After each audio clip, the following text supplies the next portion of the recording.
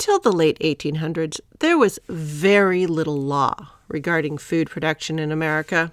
Sure, there were some military regs around supply, and those oddball import and export laws around ice had piqued my interest. There were tariffs and import restrictions, think back to 18th century molasses and such. But laws on food have rarely been that important to my research so far. As a result, I hadn't spent much time thinking about law. And when I do, it's mostly rules about what not to do. Don't sell fake nutmegs. Rules about where you can and cannot pasture your cow in town, that sort of thing. But as we enter into a time when the way we all thought laws worked is being upended, imagine my surprise when I found out that in 2004, Congress enacted a law with reference to the Department of Interior directing them to hold a photo contest of America's public lands to be featured on the National Parks Pass issued to people purchasing the America the Beautiful annual pass. Cool. The last 18 years of the America the Beautiful park passes feature a picture taken by an amateur photographer per the rules and the law, and they comprise something of a wish list for the sites the annual pass holder to consider and possibly strive for. As the National Park Service themselves say, the Share Your Experience contest produces awe-inspiring images that capture the wonder of national parks. So I would like to say congratulations to Akshay Joshi, the winner of the 2025 Share Your Experience photo contest. Akshay's photo of Glacier National Park in late spring showing two peaks above a graceful S-bend in one of the large creeks connecting the numerous breathtakingly cold, clear alpine lakes in the park. While there are some pretty sweet cash and prizes awarded to the winner, the real prize was having your photo live for a year on over 4 million park passes. However, the law was ignored this year. Akshay's photo will only show up on several thousand suddenly far more expensive passes issued to foreigners. I got curious about what the previous photos were. When my family had an annual pass, it was still a boring paper card with the NPS logo and lacking any cool pictures. Clearly, my loss. The first thing I discovered is that there is no gallery of all the award-winning photos starting in 2006. Not even the National Parks Foundation or the Share the Experience website, which is the official photo contest website, has them. To be fair, in internet years, 2006 is a long time ago, and all the photographs I did find do make their point. The first featured photo was taken in Death Valley of the sand dunes by someone visiting from the Catskills in New York. This almost entirely encapsulated the purpose of the contest. From there, I was able to find most of the photos starting in 2010. 2010 was Joshua trees at sunset at Grapevine Mesa in Arizona, which also gave me 90s music flashbacks. 2013's winner featured Pictured Rocks National Lakeshore in northern Michigan along Lake Superior. 2015's winner captured a sunrise in Glen Canyon in Utah, and this was done by an engineer backpacking through the area, checking water levels. I have to admit, this one's one of my favorites. 2016's winner features a tiny green frog climbing the reeds in the Aransas National Wildlife Refuge in Texas. 2017 showed a timed exposure in Acadia National Park showing stars and hints of the aurora. 2018's winner shows a backcountry snowboarder breaking trail up a mountainside in Bridger-Teton National Forest in Wyoming, and the 2019 winning photo showcased the towering redwoods complete in all their misty mystery. The 2020 photo is another timed exposure, but this time of the Milky Way over San Juan National Forest in Colorado. 2021 features a dizzying photo at the top of a peak in Sequoia and Kings Canyon National Parks. 2022 was a spectacular collared lizard at Wupatki National Monument in Arizona. 2023 was the photo featured on the 2024 pass, a roseate spoonbill in the Everglades with wings fully rounded coming in for a landing. Since 2008, these photos have been around, tickling our eyes with the sights available to us in our national parks, monuments, lands, and landmarks spread throughout the country and U.S. territories. Until this year. But here's hoping the law will be followed in coming years. All the same, congratulations to Akshay Joshi for that journey-inspiring photo. And if you're interested in the photo contest, its many categories and monthly winners, you can visit sharetheexperience.org to find out how your visits to one of our national parks could inspire future visitors.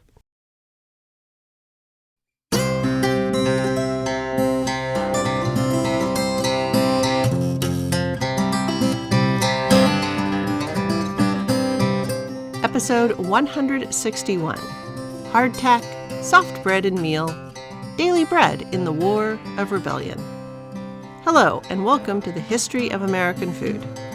This week, I'll be looking at how the regional bread styles came together in the American Civil War.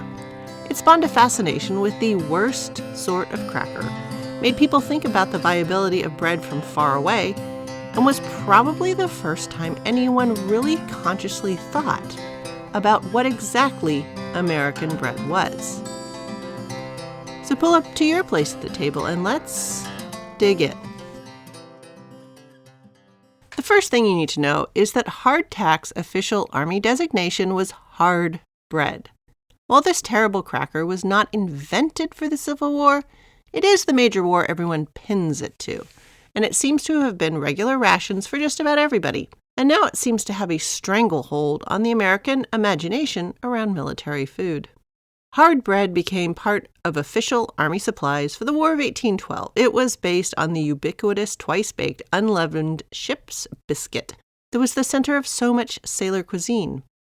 American hardtack gained its name by applying the British sailor slang tack, related to the British tuck and Australian tucker, which are slang for food, to the Army-issued hard bread. And a portable, long-lasting bread was important in an army that still didn't employ designated company cooks and had not really thought about what happens when you just 10x the entire military more or less overnight. 10x seems like I'm exaggerating, yes, but if anything, I'm underestimating the chaos. Before the war, the U.S. Army had around 16,000 servicemen. And Lincoln called for 75,000 ASAP, and Congress authorized a force of 500,000. The soldiers and camp followers, the people doing the laundry, feeding the mules, keeping track of the barrels of salt pork, herding the cows so that there's meat on the march, hauling the water, those people, they all came from a number of directions, carrying with them a variety of bread experiences. And when everybody got together to complain about how awful hardtack was, they also started comparing notes in recipe and menu books, both serious and satirical, on just what American bread was. If you recall from the 17th and 18th centuries, cornmeal was the most common bread base in those years. But during the 19th century, especially with the advent of steel plows, canals, the expansion of wind and water mills, and the burgeoning railroad network, wheat bread had become the bread of the people, more or less, north of the Mason-Dixon line. This line was surveyed by two guys, Charles Mason and Jeremiah Dixon, between 1763 and 1767. It was a way to resolve a colonial border war between colonizers and their patrons in Delaware, Pennsylvania, and Maryland. These border fights and scuffles started in the 1600s, like the William Penn era, almost 100 years before they were finally surveying the line, so long before the Civil War.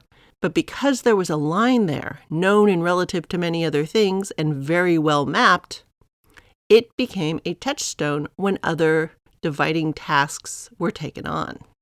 But for the average person, this really more meant, were your nearest major ports Newport and Charleston, or were you proximate to Philly, New York, and Boston? And it was in the South, where more corn was grown, so less wheat. That's where cornbread was the staple. Further north, with different temperatures and rain patterns, wheat was king. But of course, there was more to it than that. But weather, terrain, elevation drops in watercourses to run mills, how land was used, and where the trains were being built meant that there was definitely a wheat-corn split in the country. In the beginning, bread in America was based on the Western European model. The bakers coming from there had traveled from villages that were stable and thickly inhabited compared to the American versions modeled on them. Comparatively, nobody in the bread-baking classes traveled around. Your European bread baker had access to the village oven and the local brewers, who always had an ample supply of yeast they could fall back on when theirs went bad. The long process of a generally 2-day bread cycle from dry yeast shard to sponge to finished loaf made sense in a place where nobody went much of anywhere, and had the support of the resulting village logistics. This slow rise bread cooked in a large wood-fired oven for a whole village, and it fit into their food routine and life. But in America, where everyone was on the move or settling down with just their extended family, or at times even less than that, the old world bread and all of its routines were hard to recreate.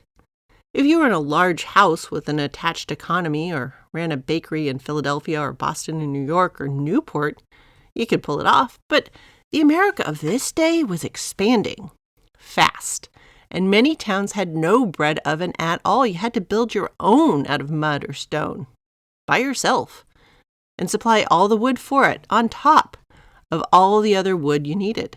And then there were plenty of women with no access to an old school bread oven at all. Instead, they were working with just fireplaces or even a fire ring under the sky. These women were baking bread in iron bake kettles, the object we recognize today as Dutch ovens, or on flat griddles known at the time as iron hoes, or on spider-legged frying pans perched over a bed of coals, or even on the hot rocks or simply the shimmering coals of that open-air fire ring. And as time went on, they might even be working with trays and pans in these newfangled iron stoves. As you might guess, the bread being baked in these circumstances, while it could be tasty, was rather different from the old-world, stationary, slow-rise bread. In the 17th and 18th century, these immigrants and even first-generation women of the Americas were trying to replicate a way of bread baking that leaned more or less on an entire village or walled city or the economy of a great house. But the routines and expectations associated with these larger ecosystems, they were trying to do it more or less alone. And then there's the issue of the wrong flour. They were faced with the wrong wheat or corn or rye, and in some places pounded or pulped rice. And even when they had the wheat that acted more or less like it used to back home, the milling was different and it affected the behavior of the dough. As time went on, it didn't help matters that many of the women expected to produce the bread of the old country had never baked it in their lives. They'd never baked at all until they arrived in this new America. Because if you recall, many of them were orphans and city girls swept up in the adventure of the new world. They had never had the apprenticeship it takes to pull yeast out of the air, to raise bread, or to heat a wood-fired brick or stone or mud oven. And of course, the wild yeast and their accompanying fungus and bacteria are going to be different from the culture found back at home. As a result of these obstacles, the bread of the Americas never had a chance to be what it was back home. So after centuries of failure to replicate it and later disinterest in what was going on back over there, American styles of bread began to emerge and take hold.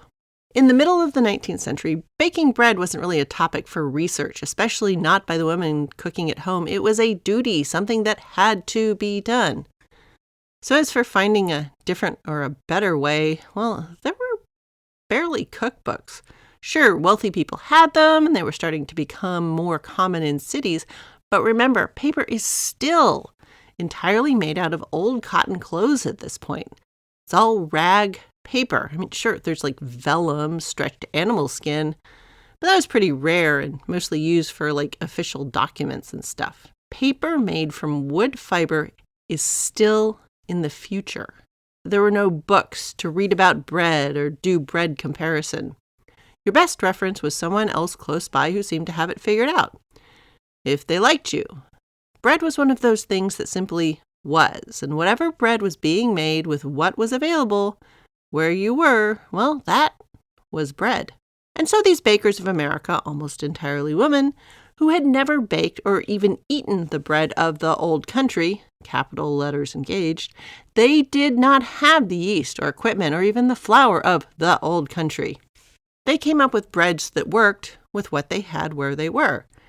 That meant by the middle of the 19th century, distinctly American styles of bread had emerged based on their flours, their cooking equipment, and what worked in the food logistics in which they existed.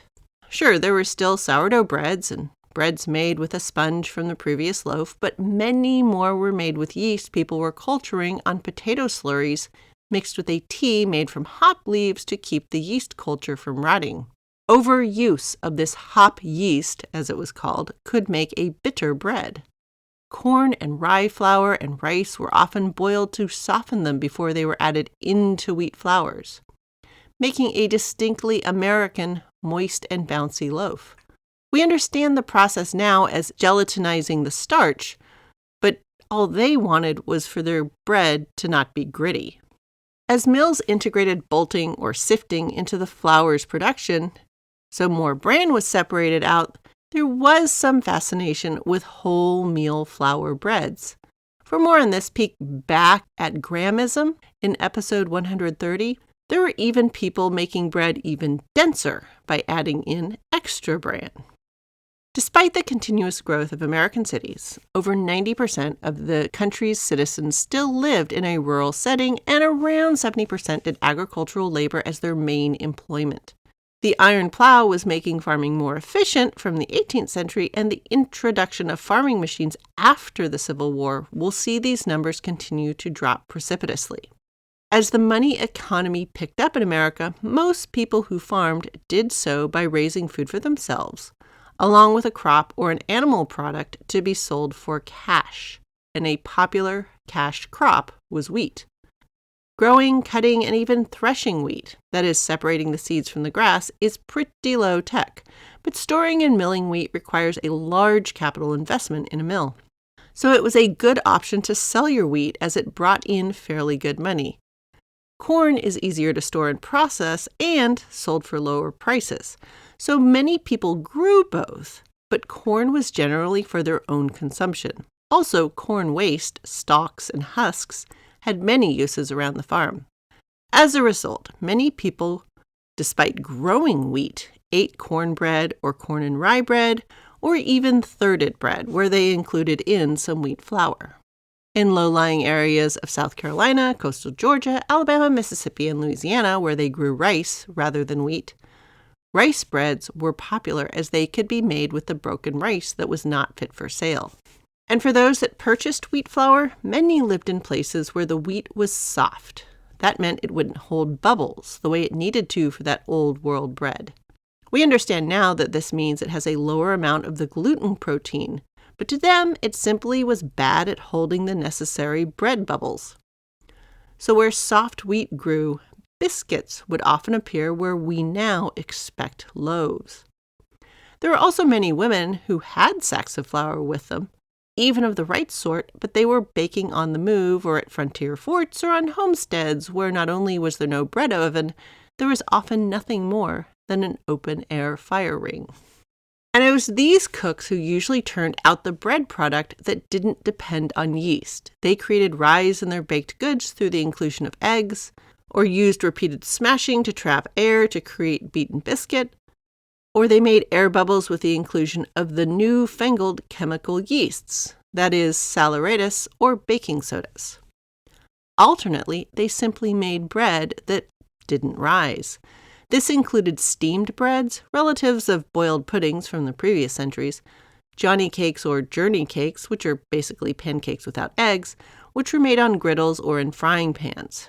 They were often made using a combination of cornmeal and other flours, though all cornmeal ones were common as well, and the best ones included some salt and were fried in fat. The least tasty and least recorded, since they were usually made by people not carting around journals to make note of their meals, were fire cakes. Flour paste spread on a board or a rock and placed next to the fire or dropped directly onto hot coals to cook. A cousin of these were pones, a bread style used by the local tribes that had been pushed out by the arrival of colonizers, and they were often made with cornmeal, soaked grits, and sometimes sweet potatoes. These different doughs would be placed straight onto the hot coals to bake, or sometimes on wet leaves. The surviving bready object and the term corn pone would live on as a way to describe someone as unsophisticated or holding comically rural views of the world. So depending on where you were coming from as you entered the war, from the north and west with more wheat and rye flour, or from the middle and south with more corn and possibly rice flours, the varieties of bread eaters all met up for the war. And everyone complained. That Just about all of the bread the Army was feeding them was not the bread they liked. The American military branches up to this point had a reasonable amount of bread baking experience as well, even if for far fewer men spread over far greater areas. During the Revolutionary War, bread ovens were set up to supply soft bread to soldiers during the war. These were interesting and sometimes precarious piles of brick and stone that could be built, disassembled, and followed troops along to encampments during the war. And from the very second the Revolutionary War had ended, the U.S. Army concerned itself with moving the previously existing populations of North America out of their homelands. All the local tribes in the places the new Americans coveted, they were pushed west or north and occasionally south, because the original locals, the indigenous inhabitants of these lands, were not seen as entirely human, so they were not considered worthy of land ownership or of being dealt with honestly as sovereign peoples. There is a long list of tribes that had their extant treaties laughed at. After all, the tribes had been dealing with an English king who just wasn't in charge here anymore. And even later, when treaties were made with the American government, well, they had been made with this one authority that was now superseded by a higher authority further away. All sorts of things happened. Gold was found on Cherokee land. Trees were desired where the Mohicans resided. The Iroquois and the Shawnee were taking up land that could be plowed for wheat. The reasons for why each group needed to move out just went on and on. Justification could always be found, and as new lands were eyed, new reasons for expulsion, move along, were found all the time. The reason this matters in a bread episode is that the immediate result of this policy was the building of forts along this ever-moving frontier, and providing bread to the soldiers at these forts became the business of the army. If you're going to post men out there with their horses and ammunition, you need to feed them. And so the army got into the business of baking bread, like every large military before it. If you're interested, the bread ovens and bread recipes of these forts are preserved and in some places are still demonstrated. Records relating to procuring flour, shipping flour, and letters home about the horrible under- and overcooked breads are to be found in the archives of these forts, laying out the fact that food, good and bad, had a role in fort life going well or not going well. As a result, the Army did spend money on building decent bread ovens, and in some places some really nice bread ovens, and often did work to procure good flour. But much like the women who had never learned to bake and did a bad job in civilian life, most of these guys had never baked either and did a terrible job at making bread in the military. And another thing, so while you might sort out baking bread at the fort when the flour is there and you have time to train up guys to bake the bread, when it's time to hit the trail, soft bread won't do. So the hard bread, that hardtack that first officially showed up in the Army for the War of 1812, it spread out along the forts, pushing the American dream of manifest destiny, rolling over whoever was already there.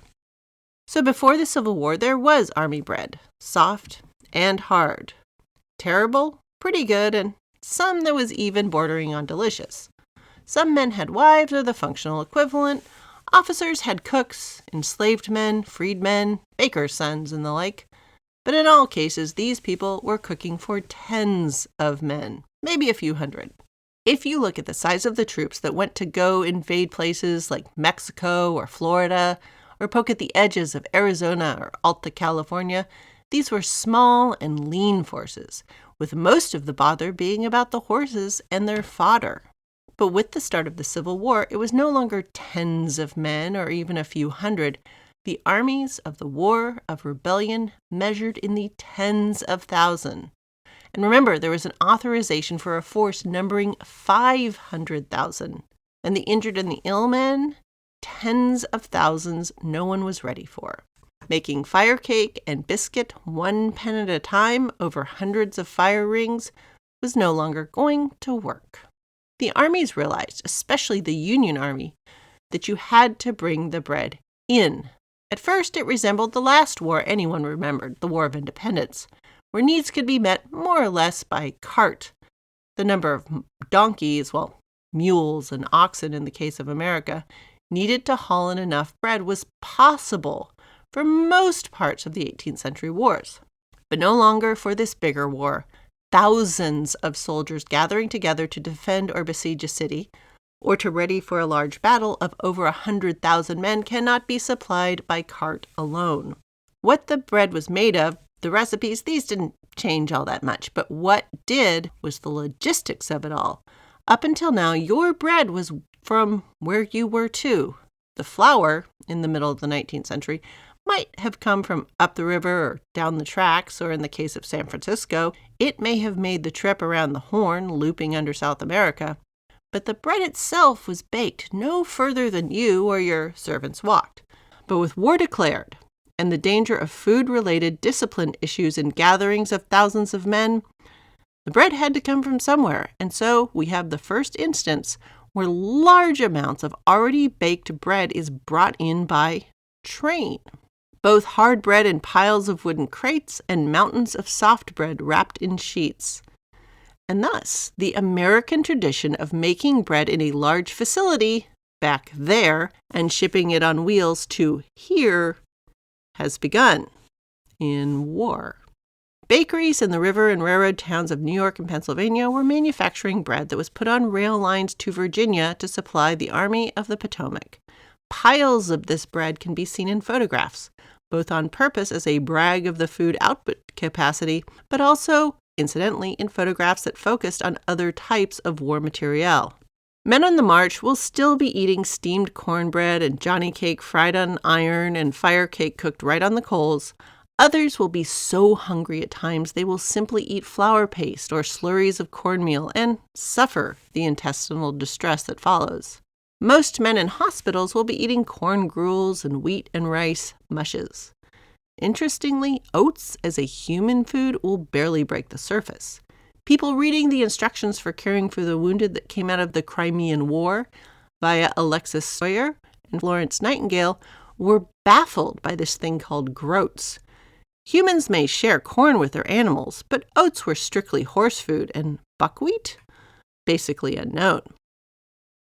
The old world bread that took days and happened in your own kitchen and the community oven were officially on the wane. The neighborhood bakery will live on for a long while, but the idea that perfectly reasonable bread can come from somewhere else, beyond as far as the eye can see, has become an American idea. And so bread made at home is going to be of the biscuit kind, or the corn kind, or what you eat when you can't afford the good bread. War and being on the move and the rise of the iron stove definitely brings into question, why do I bother to bake that slow bread of the old world at home? I mean, if I've even heard of that sort of bread, I just have too many other things to do. So join me for the next episode when the Army realizes that scurvy compromises war readiness and starts to provide vegetables. Thanks for listening. Any email questions or quibbles will continue to reach me at thehistoryofamericanfood@gmail.com. Just don't get me started on how silly looking some of those tight Civil War era uniforms were. Downloading the episodes helps me know that you're out there, but even better than that are your reviews. Let more people know that you're listening and enjoying the show, or that you at least find it interesting. Music for this podcast is Fingerlympics by Dr. Turtle, and you can find me on Threads, Insta, and elsewhere as @THOA Food, and all this information is available in the show description.